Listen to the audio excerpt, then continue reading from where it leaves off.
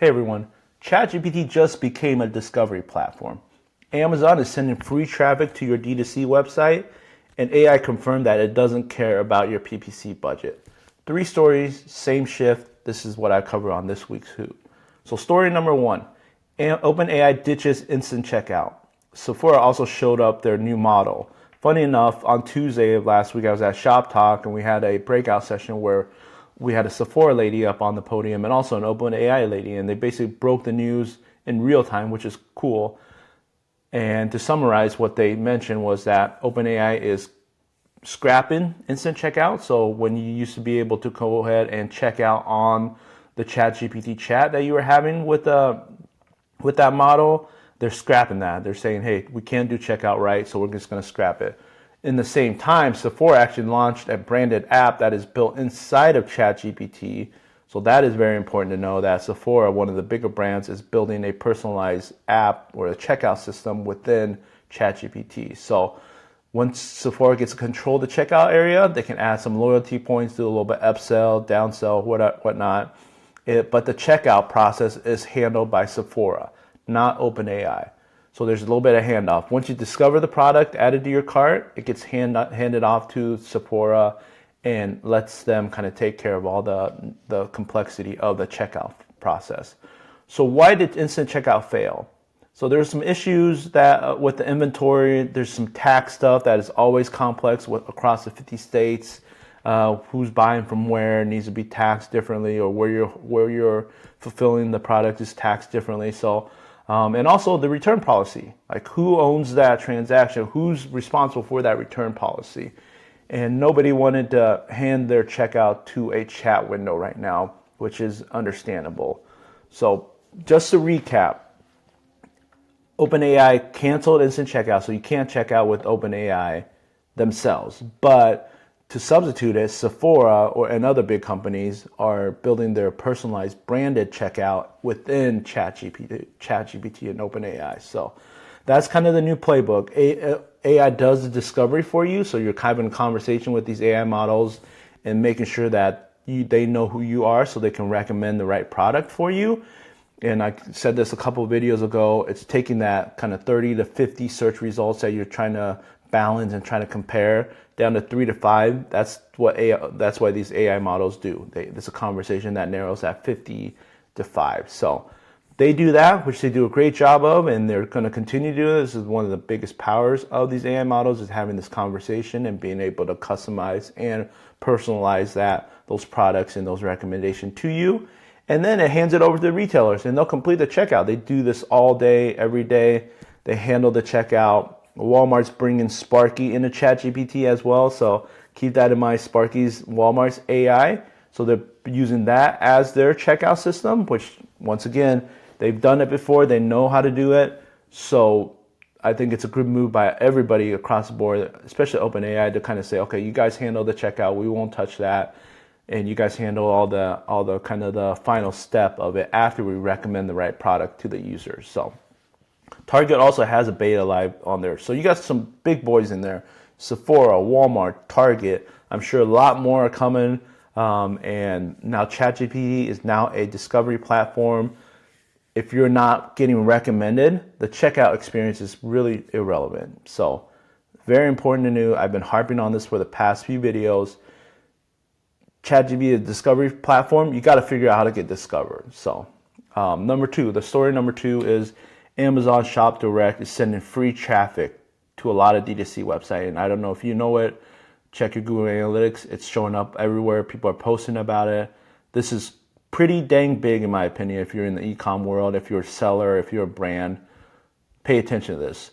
Amazon ShopDirect has over 100 million products right now. There's over 400,000 merchants that are showing up on the ShopDirect. So your Shopify catalog is actually showing up on Amazon searches, and more importantly, it's actually showing up on Rufus recommendation. Remember, Rufus is Amazon's AI model.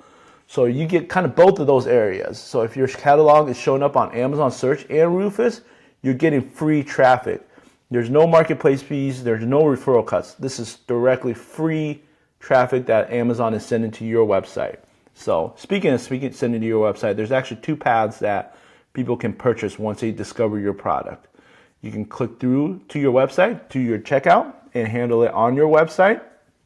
Or Amazon has a buy for me option, which they'll complete the transaction with kind of your saved information on Amazon, your payment information on Amazon, and basically buy for you. Kind of their one-click buy is available on this. This is huge because either way, you get to keep the margin. You're getting free traffic, but the catch is that Rufus needs to recommend you guys. You guys need to show up regularly on these Amazon searches that you've been doing forever if you sell on Amazon and your D2C website. But now Rufus is recommending the product. So in order to get Rufus to recommend your product, you got to make sure you satisfy that bot. So title, bullet points, your traditional one needs to be updated. You don't want to lose it. You don't want to scrap it and just say start over. You want to update it and you want to enhance it. So this is truly the most underrated channel in e-commerce right now. Amazon is actively routing customers to your website. So once they discover the website, once you search for it and once you see it and once you want to buy it, it'll give you the option to buy it here. If you don't have it on Amazon, it'll point you to your external checkout. So it's huge for people that sell on Amazon and D2C, and it's also huge that people that don't sell on Amazon, don't want to mess with Amazon right now, you're still going to get some free traffic if you clean up your product listing on your D2C website. I've been harping on this forever. Pretty simple. I know you answer what this product is and why you should be using. Go ahead and answer who this should be for, when they should be using, where they should be using. Pretty simple. Start with the basic. Answer those 5 questions: what, why, who, where, and when they should be using your product. You'll be ahead of a lot of these companies that aren't really focusing on it, because only really truly 8 to 10% of people on Amazon is doing this. So that means if you're on a D2C website, I'm sure that percentage is a lot lower. But focus on that. This is what I do every single day. If you need any help, let me know. Leave a comment. Reach out to me directly. Very, very underrated. Please go and use this free traffic, to be honest. So that's story number 2. Story number 3 is that AI doesn't care about your ad budget. When somebody asks Rufus or even Walmart Sparky for a recommendation, it looks at your product listing. It looks at the data on the product listing and some of the attributes in the back end of your product listing. And then it will figure out if it's a fit for the consumer that is asking or having that conversation. It's not looking at the search results, top of search results. It's not looking at the number 1 bestseller.